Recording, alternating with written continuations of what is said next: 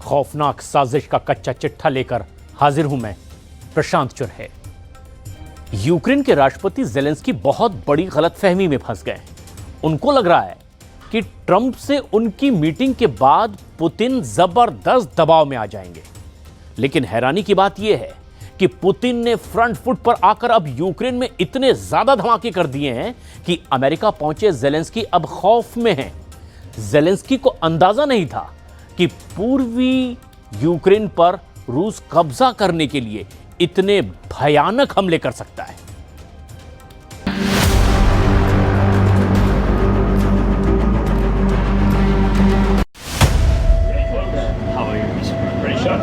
He's all dressed up today.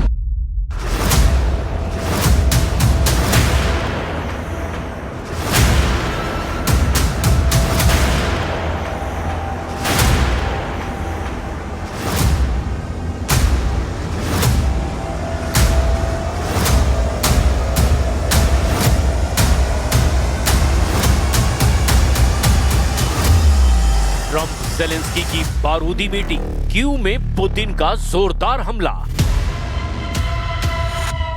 Zelensky और Trump की meeting क्या वाकई रूस को युद्ध विराम करने पर मजबूर कर देगी? ये अनुमान और दावे ऐसे वक्त में किए जा रहे हैं जब ज़ेलेंस्की को ट्रंप के साथ मीटिंग में ये भरोसा है कि ट्रंप किसी न किसी तरह से पुतिन को हमला करने से रोक देंगे। हम आपको दिखाने जा रहे हैं कि कैसे ट्रंप और ज़ेलेंस्की की बारूदी मीटिंग से पहले ही पुतिन ने पूरे यूक्रेन में अब तूफानी हमलों से कोहराम मचा दिया है। हैरानी की बात तो ये है कि ट्रंप के 28 सूत्री और ज़ेलेंस्की के 20 सूत्री शांति प्रयासों को रूस ने पूरी तरह से ठुकरा दिया है। पूर्वी यूक्रेन जीतने की जिद पर अड़े पुतिन ने अपने ताजे हमलों से साबित कर दिया कि अगर युद्ध विराम होगा तो सिर्फ रूस की शर्तों पर होगा। अगर ज़ेलेंस्की को ये लगता है कि अमेरिका, फ्रांस, ब्रिटेन और जर्मनी जैसे देश रूस को जंग रोकने पर मजबूर कर देंगे तो ये उनकी एक बहुत बड़ी गलतफहमी होगी। कुछ रिपोर्ट्स में ये भी दावा किया गया कि अमेरिका के फ्लोरिडा में ज़ेलेंस्की और ट्रंप की मुलाकात असल में ट्रंप का ऐसा जाल है जिसमें ज़ेलेंस्की बुरी तरह से फंस चुके हैं। और इधर पुतिन ने जिस तरह से तूफानी हमले यूक्रेन पर किए हैं वो स्पष्ट संकेत है कि यूक्रेन को रूस से सिर्फ रूस ही बचा सकता है और कोई दूसरा देश नहीं।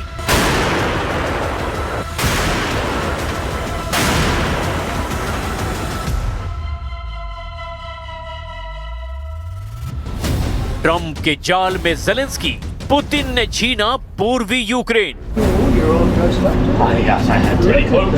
How are you? Pretty sure.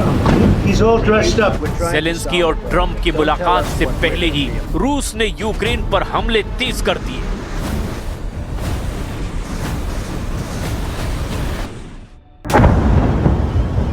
Ukraine की राजधानी कीव और आसपास के इलाकों में रूसी सेना के द्वारा सैकड़ों मिसाइलों और ड्रोन से किए गए भीषण हमलों में अब कम से कम 2 लोगों की मौत की भी खबर है। ये हमला यूक्रेन के राष्ट्रपति व्लादिमीर ज़ेलेंस्की की लगभग 4 साल से चल रहे युद्ध को खत्म करने की योजना पर अमेरिकी राष्ट्रपति डोनाल्ड ट्रंप के साथ होने वाली बैठक से ठीक पहले किया गया है। यूक्रेनी अधिकारियों के मुताबिक इस हमले में 2 बच्चों समेत कम से कम 46 लोग घायल हुए। ज़ेलेंस्की ने दावा किया कि रूस ने ऊर्जा और नागरिक बुनियादी ढांचों को निशाना बनाते हुए लगभग 500 ड्रोन और 40 मिसाइलें दागी। यूक्रेन की सरकारी बिजली कंपनी यूक्रेनर्गो ने कहा कि यूक्रेन भर में ऊर्जा संयंत्रों पर हमले हुए और राजधानी में आपातकालीन बिजली कटौती लागू कर दी गई। यूक्रेन के उप प्रधानमंत्री ओलेक्सी कुलेबा ने कहा कि हमले के बाद कीव में 40% से ज्यादा आवासीय भवनों में हीटिंग बंद हो गई है क्योंकि तापमान 0 डिग्री सेल्सियस यानी 32 डिग्री फ़ारेनहाइट के आसपास बना हुआ है। पोलैंड की एयर नेविगेशन सर्विसेज एजेंसी ने सोशल मीडिया प्लेटफॉर्म एक्स पर एक बयान जारी कर कहा कि रूस के द्वारा यूक्रेन पर किए गए हमलों के बाद देश के दक्षिण पूर्वी क्षेत्र में स्थित रेजोव और लुब्निन हवाई अड्डों को अस्थायी रूप से बंद कर दिया गया है। रूसी राष्ट्रपति व्लादिमीर पुतिन ने 2 टूक शब्दों में कहा कि अगर यूक्रेन शांति वार्ता को ठुकराएगा तो रूस बल प्रयोग के जरिए अपने सभी सैन्य उद्देश्यों को पूरा करेगा। रूस ने कीव पर फिर से मिसाइल बरसाए हैं। इधर रूस का ये भी दावा है कि रूस में वायु रक्षा बलों ने राजधानी मॉस्को की ओर आ रहे 11 ड्रोन को मार गिराया। ये जानकारी शहर के मेयर सर्गेई सोबियानिन ने दी है। रूस के रक्षा मंत्रालय ने यह भी कहा कि उसके वायु रक्षा तंत्र ने 6 दूसरे रूसी क्षेत्रों में 3 घंटे के भीतर ही 100 से ज्यादा यूक्रेनी ड्रोन को रोक करके नष्ट कर दिया। रूसी कमांडरों ने राष्ट्रपति व्लादिमीर पुतिन को बताया कि मॉस्को की सेनाओं ने यूक्रेन के डोनेस्क क्षेत्र में मिर्नोग्राद, रोडेंस्क और आर्टेम्यूका शहरों के साथ साथ जापोरिजिया क्षेत्र के होलियाईपोल और स्टेपनोहर्स्क शहरों पर कब्जा कर लिया है। क्रेमलिन और रूसी समाचार एजेंसियों ने टेलीग्राम पर यह जानकारी दी है।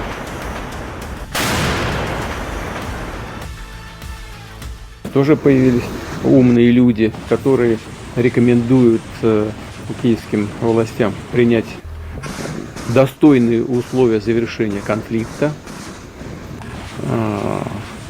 и предоставляют хорошие базовые условия для обеспечения безопасности Украины на длительную историческую перспективу.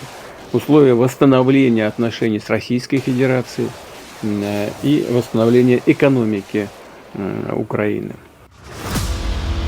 होगा तीसरा विश्व युद्ध, ट्रंप का बड़ा दावा।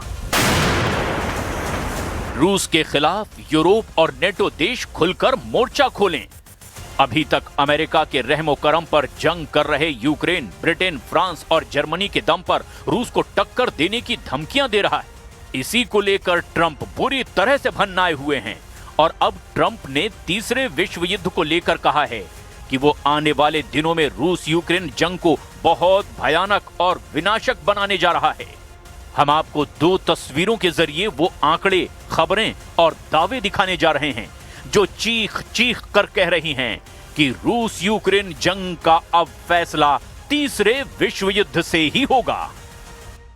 रूस ने अक्टूबर 2025 में यूक्रेन पर 5300 मिसाइल, ड्रोन और रॉकेट से हमले किए हैं, जबकि नवंबर के महीने में रूस ने यूक्रेन पर 5000 से ज्यादा ड्रोन और मिसाइलों से हमला किया। दावों के मुताबिक रूस ने हमले में 500 क्रूज बैलिस्टिक और हाइपरसोनिक मिसाइलों से हमला किया। अब ऐसे हालात में ज़ेलेंस्की को लगता है कि रूस से यूक्रेन को फ्रांस, ब्रिटेन और जर्मनी बचा सकते हैं, क्योंकि अमेरिका के बाद यही तीनों देश यूक्रेन के सबसे बड़े मददगार और रूस के खिलाफ रोड़ा साबित हो रहे हैं। जरा इन आंकड़ों को देखिए और समझिए ज़ेलेंस्की पेरिस में क्या खेल करना चाहते हैं।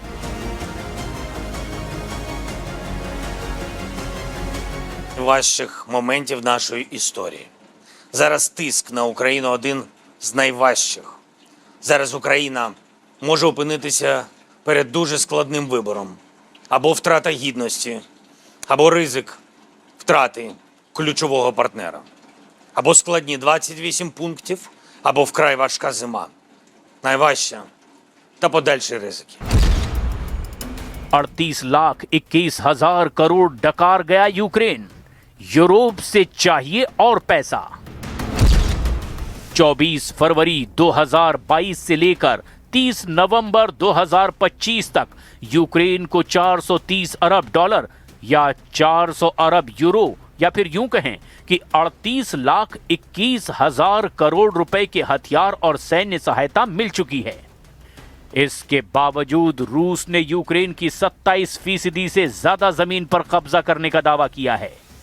यूक्रेन को अमेरिका, यूरोप और नेटो से हर तरह के हथियार मिले हैं, जिसमें वायु रक्षा प्रणाली पैट्रियट मिसाइलें, NASAMS और स्टिंगर मिसाइलें भी इसमें शामिल हैं।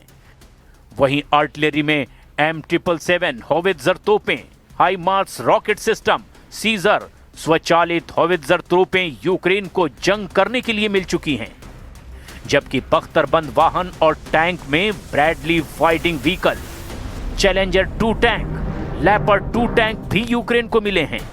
इसके अलावा एंटी टैंक मिसाइलें जैसे कि जेवलिन और NLW भी बहुत बड़ी संख्या में मिले हैं। अगर बात की जाए कि किस देश ने यूक्रेन को अब तक कौन कौन से हथियार दिए हैं, तो जरा वो भी जान लीजिए। अमेरिका से 31 M1 एब्राम टैंक, 352 ब्रेडली बख्तरबंद वाहन, 201 होवित्जर तोप, 39 हाइमार्स लॉन्चर यूक्रेन को मिल चुके हैं। इसके अलावा 17 पैट्रियट और NASAMS एयर डिफेंस सिस्टम मिले हैं, जबकि अमेरिका ने 5700 से ज्यादा एयर डिफेंस मिसाइलें यूक्रेन को दी है। अमेरिका अब तक यूक्रेन को $71 बिलियन यानी लगभग 6,31,000 करोड़ रुपए के हथियार और सैन्य सहायता दे चुका है। यूरोपीय संघ यानी EU ने भी जमकर मदद की है। Leopard tank, F-16 fighter jet दे चुका है। 200 से ज्यादा लेपर्ड टैंक EU देशों ने दिए हैं। 81,000 यूक्रेनी सैनिकों को EU देशों में ट्रेनिंग दी गई है। यूनाइटेड किंगडम यानी ब्रिटेन अब तक यूक्रेन को 14 चैलेंजर 2 टैंक दे चुका है। स्टॉर्म शैडो मिसाइलें दे चुका है। लंबी दूरी की मिसाइलें भी दे चुका है। वहीं फ्रांस भी यूक्रेन को जमकर हथियार दे रहा है। स्कैल्प मिसाइलें फ्रांस ने यूक्रेन को दी हैं। सीजर होवित्जर तो बड़ी संख्या में दी है। इसके अलावा मिराज 2000 जेट भी दिए हैं। फ्रांस लगभग 18,660.6 करोड़ रुपए के हथियार और सैन्य सहायता यूक्रेन को दे चुका है। Вооруженных сил Украины и освободили город Димитров. Группировка войск «Восток» наступает в западном направлении в Запорожской области и также по территории Днепропетровской области с целью создания там зоны безопасности.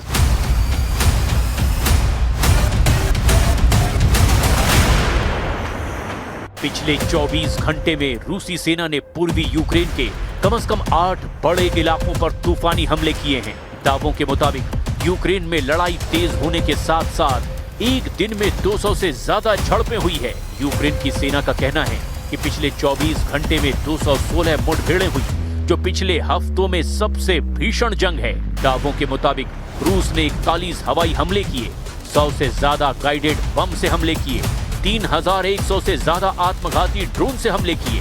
यूक्रेनी ठिकानों और कस्बों पर लगभग 3,000 तोप के गोले दागे गए। कई मोर्चों पर यूक्रेनी और रूसी सेना के बीच आमने सामने की जंग हो रही है, जिसमें स्लोबोजांस्की, कोपियांस्क, लाइमन, क्रामाटोर्स्क, ट्रोस्पियनटिनिवका, पोक्रोवस्क, होलियापोल और ओरिखीव में भी भीषण लड़ाई और बड़ी झड़पें हुई है। सेना ने आगे बताया कि लीमन और पोक्रोवस्क में सबसे ज्यादा खूनी हमले हुए हैं। कुल मिलाकर राष्ट्रपति जेलेंस्की ने हालात ऐसे बना दिए हैं कि ट्रंप भी जेलेंस्की को शायद बचा नहीं पाएंगे।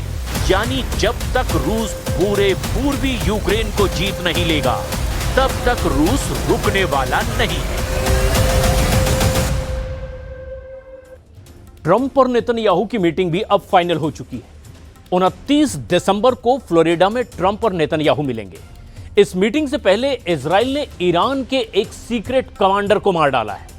ये ईरान की उस यूनिट 840 का कमांडर था जो मोसाद और CIA की तरह ही ऑपरेशन करती, और इसीलिए कहा जा रहा है कि अब इजराइल का मोसाद हेडक्वार्टर ईरान के टारगेट पर रहेगा।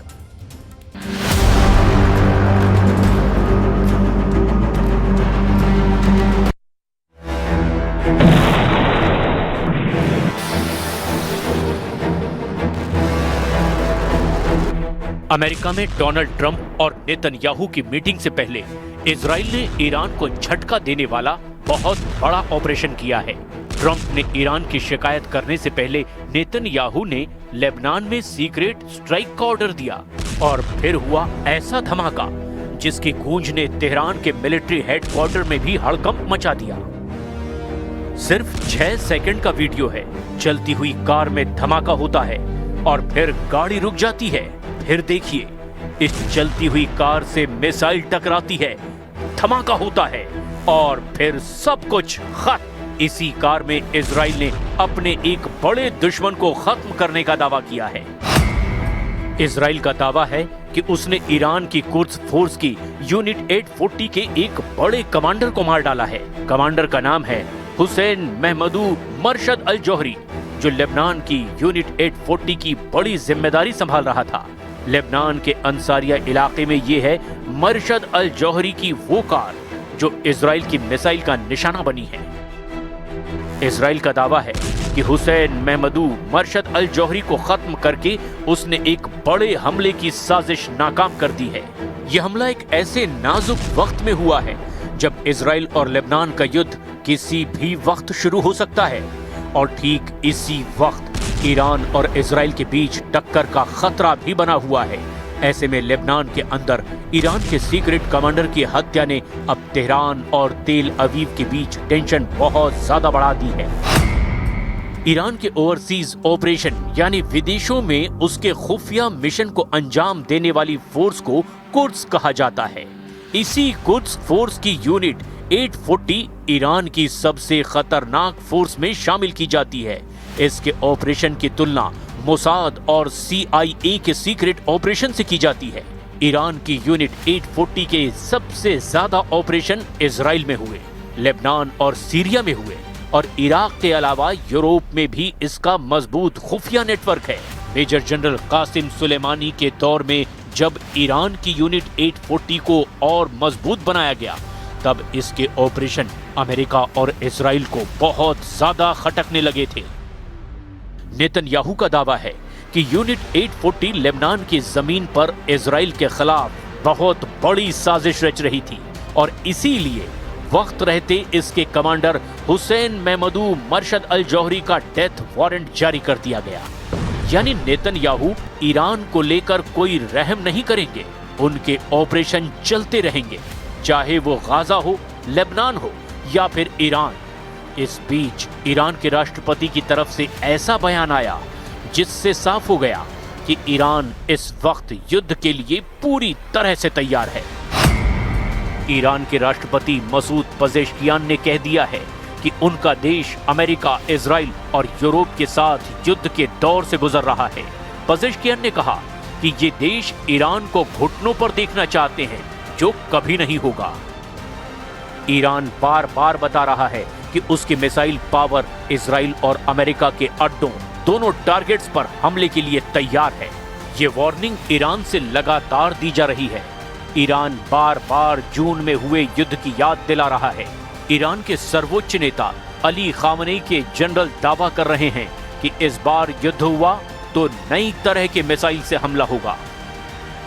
ऐसी मिसाइल जिसकी रेंज ज्यादा होगी ताकि वो दुश्मनों को लंबी दूरी तक तबाह कर पाए, जिसका पेलोड यानी वॉरहेड ज्यादा बड़ा और हाहाकार मचाने वाला होगा, जो स्टेल्थ होगी यानी उसको ट्रैक और इंटरसेप्ट करना यानी उसे मार गिराना भी मुश्किल होगा। ईरान के कमांडर दावा कर रहे हैं कि उसका नया मिसाइल जखीरा इतना खतरनाक होगा कि इजराइल को सरेंडर करने में 12 दिन का वक्त नहीं लगेगा। ईरान इस बार ऐसा जवाब देगा कि इजराइल 12 घंटे के अंदर ही सरेंडर कर देगा। यानी 12 दिन नहीं, 12 घंटे वाली वार्निंग ईरान की तरफ से जारी की जा रही है। इजराइल के प्रधानमंत्री नेतन्याहू भी जानते हैं कि इस वक्त खामनेई का इरादा क्या है और अगर ईरान पर हमला किया गया तो काउंटर अटैक किस लेवल का होगा। इसीलिए इजराइल में ईरान की मिसाइल पावर को लेकर सायरन बजना शुरू हो गया है। इजराइल की सेना ने ईरान की मिसाइल पावर को लेकर बहुत बड़ा दावा किया है। ये ऐसा दावा है जिसके बारे में पूरी दुनिया को अलर्ट कर रहा है इजराइल। इजरायली सेना के एक बड़े कमांडर ने इजरायली संसद को बताया कि ईरान ने जून में हुए युद्ध के बाद अपनी बैलिस्टिक मिसाइल का प्रोडक्शन बढ़ाना शुरू कर दिया है। उसकी मिसाइल ज्यादा रेंज की भी है, बड़े वॉरहेड से भी लैस है और उसको रोकना पहले जैसे आसान नहीं होगा। इजरायली सेना ने कहा है कि इस बात को नेतन्याहू सरकार बहुत गंभीरता से ले रही है। पहले नेतन्याहू ने खुद दावा किया था, जो अब झूठा साबित हो रहा है। ईरान पर किए गए हमलों के दौरान इजराइल ने उसकी मिसाइल अड्डों को तबाह करने का दावा किया था, लेकिन अब इजराइल में ही कहा जा रहा है कि ईरान की मिसाइल पावर बरकरार ही नहीं बल्कि आगे बढ़ रही है, जिसका सबसे बड़ा खतरा इजराइल को होगा। 13 जून 2025 को इजराइल की एयर स्ट्राइक की शुरुआत हुई थी और फिर 24 जून को युद्ध विराम हुआ था, लेकिन दोनों के बीच एक बार फिर तनाव बढ़ने लगा है और इसी को लेकर नेतन्याहू 29 दिसंबर को डोनाल्ड ट्रंप से मिलने वाले हैं। हालांकि मुलाकात की वजह गाजा को बताया जा रहा है।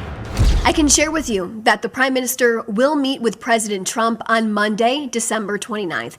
They will discuss the future steps and phases and the international stabilization force of the ceasefire plan. Let's remember how this ceasefire plan came to be. With the military pressure Prime Minister Netanyahu put on Hamas while our troops entered their stronghold of Gaza City, and the diplomatic pressure President Trump put on Hamas. This is why we are here. We cannot forget how we got here. The third phase of this plan will be focused on the de-radicalization of the Gaza Strip. जून में जब Iran और Israel का युद्ध हुआ था, तब दुनिया ने ईरान के मिलिट्री लीडरशिप को इजराइल के हमले में खत्म होते देखा। उसके जवाब में जब दुनिया ने ईरान की मिसाइलों को इजराइल पर गिरते देखा, उसी के बाद से परमाणु कार्यक्रम को लेकर ईरान और अमेरिका की बातचीत ठप हो गई थी। उससे पहले परमाणु कार्यक्रम को लेकर ईरान और अमेरिका के बीच 5 दौर की बातचीत हुई थी, लेकिन फिर 13 जून को इजराइल के अटैक ने सब खत्म कर दिया। एक बार फिर कोशिश हो रही है, लेकिन अमेरिका ने कह दिया है कि यूरेनियम संवर्धन की इजाजत नहीं दी जाएगी। Decided to address the President of the United States, would like to make it clear to the entire world that United States remains available for formal talks with Iran, but only if Tehran is prepared for direct and meaningful dialogue. Direct and meaningful. We're not going to negotiate in public, of course, not here.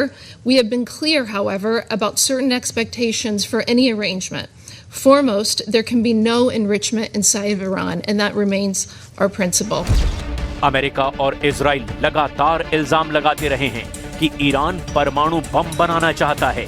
जून में हुए युद्ध में Israel और America ने Iran के परमाणु ठिकानों पर हमला भी किया था, लेकिन अब उन्हें एहसास हो रहा है कि ईरान का परमाणु कार्यक्रम अब भी जिंदा है और इस युद्ध में सबसे बड़ा नुकसान ट्रंप की क्रेडिबिलिटी यानी उनकी साख को हुआ है। ईरान अब कभी भी ट्रंप पर यकीन करने की गलती नहीं करेगा।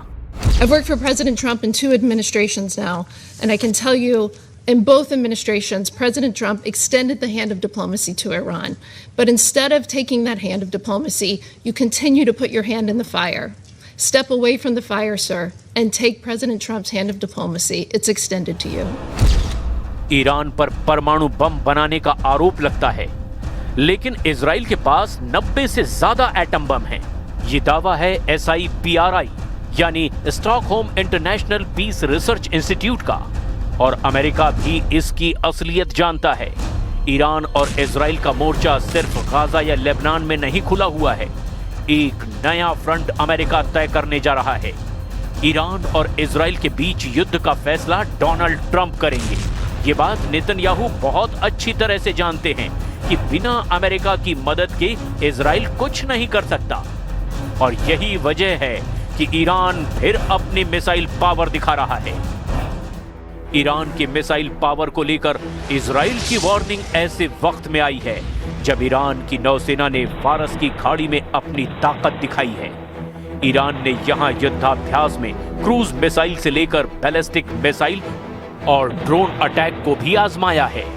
ईरान के रिवोल्यूशनरी गार्ड्स ने फारस की खाड़ी में जब से ये युद्धाभ्यास किया है, उसके दुश्मन चौकन्ने हो गए हैं। ईरान के पास एक मजबूत एंटी शिप वाली मिसाइल पावर भी है, और यही इसे इस बेहद खास समुद्री इलाके में सबसे बड़ी मिलिट्री पावर बना देती है। अब ईरान की नौसेना के कमांडर बता रहे हैं कि समुद्री इलाके पर दबदबा कायम रखने के लिए उसकी नई मिसाइल तैयार है। خلیج فارس برای اولین بار استفاده کردیم که برد آن به طول خلیج فارس. یعنی چقدر؟ یعنی به طول خلیج فارس. یعنی در واقع بیش از طول خلیج فارس. بیش از طول خلیج فارس. حالا برن تحقیق کنن چقدر خلیج فارس طوله. یعنی هر جای خلیج فارس هدفی داشته باشیم. شما خلیج فارس 1375 کیلومتر بیش از طول خلیج فارس.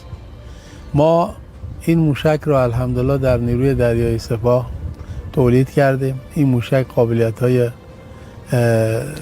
منحصر به فردی داره، قادر هست بعد از شلیک فرمانپذیره، فرمان میده. ईरान ने जिन एंटी शिप मिसाइलों को आजमाया है उनमें खास है कादिर 110। कादिर 380 और गदीर। कादिर 110 की रेंज 300 किलोमीटर है, जबकि कादिर 180 की रेंज 1000 किलोमीटर से ज्यादा है। इस दौरान गदीर मिसाइल भी लॉन्च की गई, जिसकी रेंज 2000 किलोमीटर है। ईरान का मैसेज बिल्कुल साफ है कि उसके समुद्री इलाके से दुश्मन कम से कम 2000 किलोमीटर दूर रहे, नहीं तो वो उसका जहाज डुबोने में नहीं हिचकिचाएगा। चाहे वो स्ट्रेट ऑफ हॉर्मुज हो, फारस की खाड़ी हो या फिर ओमान की खाड़ी, इस इलाके में ईरान अपना दबदबा बनाए रखना चाहता है। हॉर्मुज वाले समुद्री गलियारे में ईरान ने अपनी मिलिट्री ताकत दिखाने के लिए 2 जंगी जहाज उतार दिए हैं।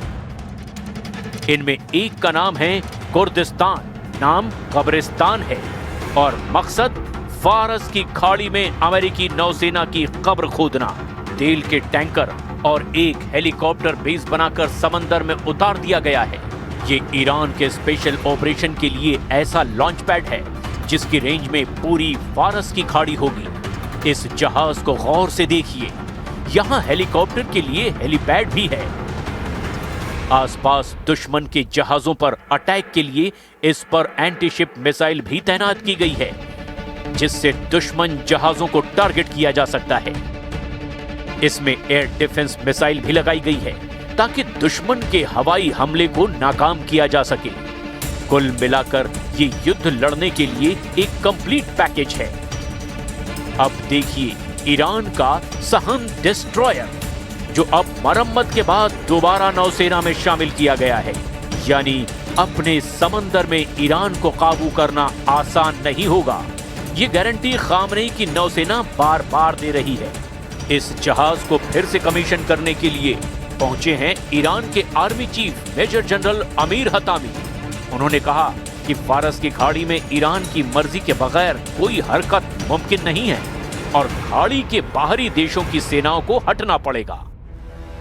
इजराइल और अमेरिका से लगातार धमकियों के बीच पश्चिम एशिया में एक और युद्ध का खतरा लगातार बना हुआ है। ईरान पर कब किस वक्त अगला हमला होगा, ये बात सिर्फ और सिर्फ नेतन्याहू या फिर डोनाल्ड ट्रंप जानते हैं।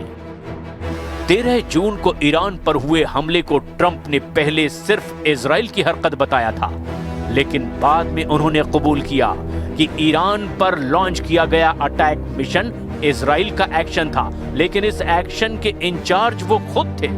ऐसे में ट्रंप और नेतन्याहू दोनों पर भरोसा करना ईरान के लिए बहुत मुश्किल है। इससे पहले ईरान अपने मिलिट्री ताकत के 3 वीडियो रिलीज कर चुका है। ईरान अब तेहरान की सड़कों पर दिखा रहा है कि उसकी फौज किसी भी युद्ध को लड़ने के लिए पूरी तरह से तैयार है, और अगर इजराइल या फिर अमेरिका ने फिर से जुर्रत दिखाई तो फिर ईरान की सेना कमर तोड़ जवाब देगी। ये है ईरान की बसीज फोर्स। इस फोर्स में फौजी नहीं, आम लोगों में से भर्ती की जाती है, और इस वक्त बसीज फोर्स को एक्टिव करने का मतलब है कि ईरान एक बड़े युद्ध की तैयारी में लग चुका है। बसीज का वीडियो दिखा करके ईरान अपनी ताकत का इजहार कर रहा है। ईरान बता रहा है कि उसका हर हिस्सा इजराइल और अमेरिका के खिलाफ वॉर मोड में जा चुका है। ईरान के 3 कमांडरों ने अमेरिका और इजराइल को बहुत बड़ी धमकी दे दी है। ईरान में ऑपरेशन रूम के नए commander major general Ali Abdullahi ने डराने वाला बयान दिया है। उन्होंने कहा कि ईरान से लड़कर इजराइल को बहुत बड़ा झटका लगा है। ईरान में ब्रिगेडियर जनरल अली जहान शाही ने कहा कि इजराइल की सेना पूरी तरह से फेल साबित हुई है। ईरान की मिसाइल पावर पूरी तरह सुरक्षित है और लॉन्च होने को भी तैयार है। ईरान में army chief major general Amir Hatami ने कहा कि फारस की खाड़ी में ईरान की मर्जी के बगैर कोई हरकत मुमकिन नहीं है और खाड़ी से बाहर के देशों की सेनाओं को वहां से हटना पड़ेगा। ये तीनों कमांडर बता रहे हैं कि ईरान इस वक्त युद्ध के लिए पूरी तरह से तैयार है। ईरान ने अपने सबसे बड़े दुश्मन यानी इजराइल और अमेरिका को डराने के लिए अपने 3 बड़े कमांडरों को उतार दिया है। ये तीनों कमांडर दावा कर रहे हैं कि अगला युद्ध हुआ तो अमेरिका और इजराइल बहुत ज्यादा पछताएंगे। यही वजह है कि ईरान अब 2.5 करोड़ लोगों को फौज में मोबिलाइज करने यानी उन्हें युद्ध में उतारने के लिए तैयार करने का मैसेज दे रहा है। अगर इस बार ईरान और अमेरिका या फिर इजराइल के बीच जंग हुई तो समझ लीजिए कि गाजा और लेबनान के साथ यूक्रेन का युद्ध भी छोटा और मामूली नजर आएगा, क्योंकि अगर ईरान इस ताकत के साथ लड़ा तो या फिर ईरान बचेगा या फिर उसके दुश्मन, क्योंकि पश्चिम एशिया में इजराइल और अमेरिका के अड्डों को बचाना फिर मुश्किल हो जाएगा। ईरान इसका ट्रेलर जून में हुए युद्ध में दिखा चुका है, जब ईरान ने इजराइल पर 550 से ज्यादा मिसाइल लॉन्च की थी और फिर हाइफा और तेल अवीव के अलावा इजराइल के मिलिट्री बेस भी ईरान का टारगेट बने थे। जून में हुई तबाही की तस्वीरें अब भी नेतन्याहू के दिलो दिमाग पर छाई हुई हैं और ईरान इसकी याद बार बार दिला रहा है।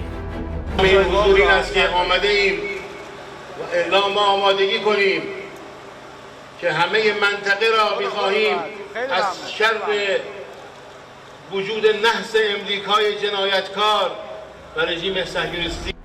इस बीच डर ये भी है कि लेबनान और इजराइल के बीच युद्ध किसी भी वक्त शुरू हो सकता है, और अगर ऐसा हुआ तो समझ लीजिए कि इजराइल का मकसद पूरी तरह लेबनान को गाजा बनाने का होगा, जबकि ईरान की कोशिश होगी कि किसी भी सूरत में हिजबुल्लाह की बची हुई ताकत को बचा लिया जाए। इसीलिए लेबनान के साथ साथ इजराइल में अब ईरान के साथ युद्ध का भी सायरन लगातार बज रहा है। ईरान के कमांडर लगातार ईरान के नक्शे के आसपास बढ़ते हुए खतरों को देख रहे हैं। ईरान पर इजराइल की एयर स्ट्राइक का खतरा लगातार मंडरा रहा है। मुमकिन है ये दिसंबर में हो या फिर 2026 की शुरुआत में। लेकिन इजराइल ने ईरान पर हमला किया और उसके बाद ईरान भी तैयार है। वो इजराइल की एयर स्ट्राइक का जवाब जरूर देगा। ऐसे में जवाबी कार्रवाई के तहत ईरान से कितनी मिसाइल दागी जाएंगी, इजराइल में कहां धमाका होगा, कौन सी मिसाइल गिरने वाली है, इसे लेकर इजराइल का मिसाइल ट्रैकिंग सिस्टम भी लगातार एक्टिव कर दिया गया है। दुनिया में एक नया फ्रंट सोमालिया से अलग हुए सोमालीलैंड को लेकर खुल चुका है। सोमालीलैंड को मान्यता दिए जाने पर मुस्लिम देश भड़क गए हैं। सोमालीलैंड को मान्यता देने वाला इजराइल पहला देश है और ईरान ने कहा है कि सोमालीलैंड को मान्यता देकर इजराइल ने अफ्रीका और अरब देशों में बड़ा बवंडर खड़ा कर दिया है।